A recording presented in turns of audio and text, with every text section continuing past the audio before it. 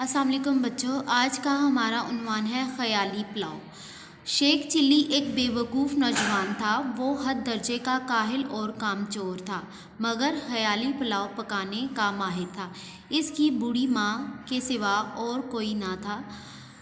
माँ भी शेख चिल्ली की इन हरकतों की वजह से बहुत परेशान रहती थी।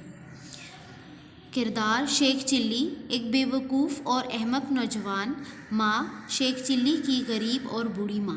पहला मंजर, शेख चिल्ली का घर। शेख चिल्ली अपने घर में बैठा ख़याली मंसूबे बना रहा है। माँ एक टोकरी हाथ में लिए कमरे में दाखिल होती है।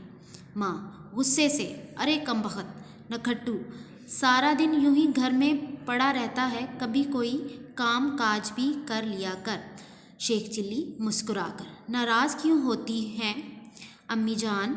आप देखिएगा, एक दिन आएगा जब हर जगह आपके बेटे के चर्चे होंगे। आप जहाँ से गुजरेंगी लोग कहेंगे, वो देखो शेख चिल्ली की माँ जा रही है।